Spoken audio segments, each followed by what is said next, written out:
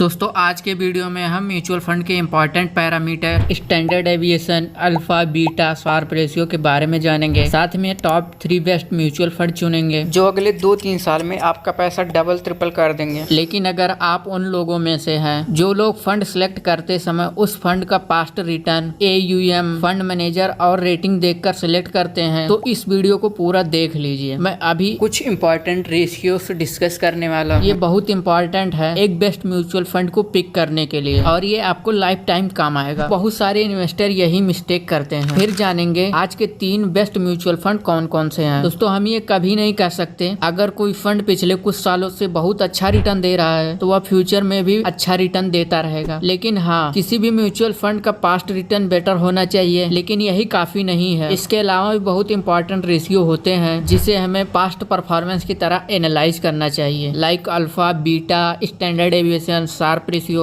इनको हम एनालाइज करके रिस्क और रिटर्न का पता लगा सकते हैं कि इस फंड से मैक्सिमम और मिनिमम कितना रिटर्न बन सकता है। तो चलिए इन रेशियो को डिस्कस कर लेते हैं। First, alpha ratio. किसी भी फंड का अल्फा बताता है कि वो फंड अपने बेंचमार्क के कंपेयर में कैसा परफॉर्म किया है। बेंचमार्क का मतलब दोस्तों हर एक म्यूचुअल फंड का एक बेंचमार्क इंडेक्स होता है। अगर हम इक्विटी म्यूचुअल फंड के बेंचमार्क की बात करें तो वह इंडेक्स फंड होता है। और यदि आप इंडेक्स फंड में इन्वेस्ट करना चाहते हैं तो इस वीडियो में मैंने टॉप 3 बेस्ट इंडेक्स फंड को डिस्कस किया है। वीडियो का लिंक डिस्क्रिप्शन में है, आप जाकर देख सकते हैं। अब अल्फा को डिस्कस करते हैं। मान लीजिए एक म्यूचुअल फंड है और इसका अल्फा 20% है, तो इसका मतलब फंड ए बेंचमार्क के कंपेयर में 20% ज्यादा रिटर्न बनाकर दिया है, अपने बेंचमार्क से आउट परफॉर्म किया है। अल्फा निगेटिव भी हो सकता है। अगर अल्फा निगेटिव 20% है तो इसका मतलब फंड ए अपने बेंचमार्क के कंपेयर में 20% कम रिटर्न बनाकर दिया है। यानी अल्फा बताता है कोई फंड अपने बेंचमार्क के कंपेयर में कितना कम या ज्यादा रिटर्न बनाकर दिया है। और अल्फा को फंड मैनेजर की वैल्यू भी कहते हैं। तो हम जिस फंड को चुनेंगे उसका अल्फा वैल्यू पॉजिटिव होना चाहिए, जितना ज्यादा होगा उतना बेटर है। Second, standard deviation. किसी भी फंड का स्टैंडर्ड डेविएशन ये बताता है कि वह फंड कितना ज्यादा वोलेटाइल है, कितना ज्यादा रिस्की है। फॉर एग्जाम्पल एक म्यूचुअल फंड है, इसके पिछले कुछ सालों का रिटर्न 15% है और इसका स्टैंडर्ड डेविएशन 5% है। तो इसका मतलब यह फंड अपने एवरेज रिटर्न 15% से 5% ऊपर जा सकता है, यानी इसका मैक्सिमम रिटर्न 20% हो गया। और ये फंड अपने एवरेज रिटर्न से 5% नीचे जा सकता है और इसका मिनिमम रिटर्न 10% है। यह फंड मैक्सिमम 20 और मिनिमम 10% का रिटर्न दे सकता है। तो इस फंड के रिटर्न का रेट 10 to 20% होगा। अगर इस फंड का स्टैंडर्ड डेविएशन 10% होता तो मैक्सिमम रिटर्न 25% होता और मिनिमम 5% का रिटर्न देता। यह निगेटिव भी होता है, यानी स्टैंडर्ड डेविएशन से हमें रिस्क और वोलेटाइल को जान सकते हैं। स्टैंडर्ड डेविएशन जितना ज्यादा होगा उतना ज्यादा रिस्की होगा, तो स्टैंडर्ड डेविएशन हमेशा कम होना चाहिए, वो बेटर माना जाता है। Third, beta ratio. बीटा भी किसी फंड की वोलेटिलिटी को बताता है ये फंड कितना ज्यादा रिस्की है। मान लीजिए एक म्यूचुअल फंड है और उसका बीटा वैल्यू 1.3 है। बीटा का बेंचमार्क वैल्यू हमेशा 1 माना जाता है। यहाँ बीटा का वैल्यू 1 से अधिक है। अगर फंड ए के बेंचमार्क इंडेक्स का रिटर्न, हर म्यूचुअल फंड का एक बेंचमार्क इंडेक्स होता है जो हमने अभी स्टार्टिंग में डिस्कस किया है। म्यूचुअल फंड का बेंचमार्क इंडेक्स फंड है। फंड ए के बेंचमार्क इंडेक्स का रिटर्न जो 10% से ऊपर जाता है तो फंड ए का रिटर्न 13% से ऊपर जाएगा। ये वैल्यू बीटा के वैल्यू और बेंचमार्क इंडेक्स के वैल्यू को मल्टीप्लाई करेंगे तो निकल कर आएगा। इसका अपोजिट बेंचमार्क इंडेक्स का रिटर्न 10% से नीचे जाता है तो फंड ए का रिटर्न 13% से नीचे जाएगा। अगर बीटा का वैल्यू 1 है तो फंड ए का रिटर्न बेंचमार्क के रिटर्न के जैसा परफॉर्म करेगा। और अगर बीटा का वैल्यू 0.5 है तो बेंचमार्क का रिटर्न 10% से ऊपर जाता है तो फंड का रिटर्न केवल 5% से ऊपर जाएगा। और यदि बेंचमार्क इंडेक्स का रिटर्न 10% से नीचे जाता है तो फंड ए का रिटर्न केवल 5% से नीचे जाएगा। जब बीटा का वैल्यू 1 से अधिक होता है और यदि बेंचमार्क इंडेक्स का रिटर्न 10% से ऊपर नीचे होता है, फंड का रिटर्न 13% से ऊपर नीचे होता है। इसका मतलब बीटा वैल्यू जितना ज्यादा होगा वो उतना ज्यादा रिस्क और वोलेटाइल होगा। और जब बीटा का वैल्यू 0.5 था तब फंड कम रिस्क और कम वोलेटाइल था। इसका मतलब बीटा वैल्यू हमेशा 1 से कम होना चाहिए, उस फंड में रिस्क कम होता है। Fourth number, Sharpe ratio. Sharpe ratio बताता है कि कोई फंड कितना ज्यादा रिस्क लेकर रिटर्न देता है। मान लीजिए आपने किसी XYZ म्यूचुअल फंड में इन्वेस्ट किया और वहां आपको बहुत ज्यादा रिटर्न मिल गया, तो ऐसा तो नहीं कि फंड मैनेजर ने आपके पैसों पर ज्यादा रिस्क लेकर रिटर्न बनाकर दिया है। ऐसे में आपका पैसा कभी डूब भी सकता है। तो ये चीजें शार्प रेशियो से जान सकते हैं। मान लीजिए एक ही कैटेगरी के 2 फंड है X और Y और दोनों का रिटर्न इक्वल है 20% और X का शार्प रेशियो 1.3 है और Y का 1 है। यहाँ X का शार्प रेशियो Y के शार्प रेशियो से ज्यादा है। इसका मतलब X फंड उतना उतना ही रिटर्न कम रिस्क में बना कर दिया है। तो किसी फंड का शार्प रेशियो उस कैटेगरी के दूसरे फंड के शार्प रेशियो से ज्यादा होना चाहिए, वो फंड अच्छा है। तो ये था कुछ इंपॉर्टेंट रेशियो जो हमें किसी भी म्यूचुअल फंड में इन्वेस्ट करने से पहले उस कैटेगरी के दूसरे फंड से जरूर कंपेयर करना चाहिए। चलिए अब आज के टॉप 3 बेस्ट म्यूचुअल फंड को जान लेते हैं। दोस्तों आज का टॉप 3 बेस्ट म्यूचुअल फंड मैंने रिस्क पैरामीटर के बेसिस पे कंसीडर किया है। इन फंड में रिस्क कम है और रिटर्न अच्छा है। हमारा फर्स्ट फंड है, ये बहुत ज्यादा पॉपुलर है, Parag Parikh flexi cap fund direct plan growth. अगर किसी के पोर्टफोलियो में ये फंड है तो हमें कमेंट करके जरूर बताइए। इसका करंट एनएवी 62 रुपीज है। इसका फंड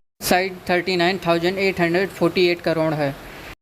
एक्सपेंस रेशियो 0.68। इस फंड के पोर्टफोलियो में 69% इक्विटी होल्डिंग है, 49% लार्ज कैप स्टॉक में इन्वेस्ट किया गया है, लगभग 4% मिड कैप स्टॉक में इन्वेस्ट किया गया है, 6.19% स्मॉल कैप स्टॉक में। आपका पैसा फॉरेन कंपनी में भी इन्वेस्ट किया जाएगा। 70.84% इस फंड के पास टोटल नंबर ऑफ स्टॉक 39 है। इस फंड के टॉप 10 स्टॉक का नेम, सेक्टर, वैल्यू और होल्डिंग परसेंटेज आप इस वीडियो को पॉज करके देख सकते हैं। इसने कम रिस्क में ज्यादा रिटर्न दिए हैं। फंड का स्टैंडर्ड इस कैटेगरी के दूसरे फंड से कम है, यानी इस फंड में कम रिस्क है, लो वोलेटाइल है। बीटा रेशियो 1 से कम होना चाहिए। जैसा कि मैंने बताया कि बीटा का वैल्यू कम है, मतलब ये फंड कम वोलेटाइल और कम रिस्की है, और इस कैटेगरी के बीटा वैल्यू से भी कम है। बीटा स्टैंडर्ड डेविएशन से पता चलता है इस फंड में कम रिस्क, लो वोलेटाइल है। शार्प रेशियो, ट्रेनर रेशियो और अल्फा रिस्क एडजस्टेड रिटर्न को बताते हैं। यह जितना ज्यादा होगा उतना बेटर माना जाता है। शार्प रेशियो उस फंड के कैटेगरी के शार्प रेशियो से ज्यादा होना चाहिए, मतलब वो फंड सेम रिस्क में अच्छा रिटर्न बना कर दिया है। ट्रेनर रेशियो भी बेटर है। अल्फा बताता है वो फंड अपने बेंचमार्क के कंपेयर में कैसा परफॉर्म किया है। इसका 3.8 मतलब ये फंड 3.6 ज्यादा रिटर्न बना कर दिया है। सारे पैरामीटर को देखकर पता चलता है इस फंड में लो वोलेटिलिटी और बेटर रिस्क एडजस्टेड रिटर्न दिया है। इस फंड ने लास्ट 1 ईयर में 21.61% का रिटर्न दिया है, लास्ट 2 ईयर में 10.75% का रिटर्न दिया है, लास्ट 3 ईयर में 24.7% का रिटर्न दिया है, लास्ट 5 ईयर में 19.15% का रिटर्न दिया है, and all time average return 19.48% है। अगर आपको बेटर रिस्क एडजस्टेड रिटर्न चाहिए, कम रिस्क में अच्छा रिटर्न चाहिए, तो पराग पारिक फ्लेक्सी कैप फंड में इन्वेस्ट कर सकते हैं। हमारा सेकंड फंड है Kotak emerging equity fund direct plan. इस फंड का करंट एनएवी 104 रुपीज है। फंड साइज 31,388 करोड़ और एक्सपेंस रेशियो 0.38 है। फंड के पास टोटल नंबर ऑफ स्टॉक 78 है। इसका 5.99% लार्ज कैप स्टॉक में इन्वेस्ट किया गया है, 54.61 मिड कैप स्टॉक में इन्वेस्ट किया गया है, एंड 20.95% स्मॉल कैप स्टॉक में इन्वेस्ट किया गया है। इसके पोर्टफोलियो में टॉप 10 स्टॉक का name, sector, value, total holding percentage आप वीडियो को पॉज करके देख सकते हैं। इसके रिस्क पैरामीटर को देखें, इसमें लो वोलेटिलिटी है और इस फंड ने बेटर रिस्क एडजस्टेड रिटर्न दिए हैं। इस फंड ने लास्ट ईयर में 20.81% का रिटर्न दिया है, लास्ट 2 ईयर में 15.91% का रिटर्न दिया है, लास्ट 5 ईयर में 20.21% का रिटर्न दिया, लास्ट 10 ईयर में 26% का रिटर्न दिया है, and all time average return 20.70% देता आ रहा है। अगर आप बेटर रिस्क एडजस्टेड रिटर्न चाहिए तो ये फंड बेस्ट है। हमारा थर्ड फंड है Kotak small cap fund growth. दोस्तों इस फंड का करंट एनएवी 202 रुपीज है। इसका फंड साइज 11,597 और एक्सपेंस रेशियो 0.45% है। दोस्तों इस फंड के पोर्टफोलियो में 94% इक्विटी होल्डिंग है। इस फंड के पास टोटल नंबर ऑफ स्टॉक 77 है। इस फंड का 3% लार्ज कैप स्टॉक में इन्वेस्ट किया गया है, 18% मिड कैप स्टॉक में, 60% स्मॉल कैप स्टॉक में इन्वेस्ट किया गया है। इस फंड का सभी रेशियो काफी बढ़िया है। पिछले 2 फंड की तरह इस फंड ने रिस्क एडजस्टेड रिटर्न दिए हैं। इसमें लो वोलेटिलिटी है, कम रिस्क है। इस फंड ने लास्ट ईयर में 20% का रिटर्न दिया है, लास्ट 2 ईयर में 14% का रिटर्न दिया है, लास्ट 3 ईयर में 38% का रिटर्न दिया है, लास्ट 5 ईयर में 21% का रिटर्न दिया है, लास्ट 10 ईयर में 24% का रिटर्न दिया है, and all time average return 17.53% है। इन तीनों म्यूचुअल फंड को मैंने रिस्क पैरामीटर के बेसिस पे कंसीडर किया है। इन तीनों फंड में रिस्क कम है और लॉन्ग टर्म में बेटर रिटर्न मिल सकता है, लेकिन दोस्तों ये कोई रिकमेंडेशन नहीं है। आप इनके बारे में और रिसर्च कर सकते हैं और अपने फाइनेंशियल एडवाइजर से सलाह ले सकते हैं। कौन सा फंड आपको बेटर लगा कमेंट करके जरूर बताइए। फिर मिलते हैं नई वीडियो में नई जानकारी, नई लर्निंग के साथ। जय हिंद।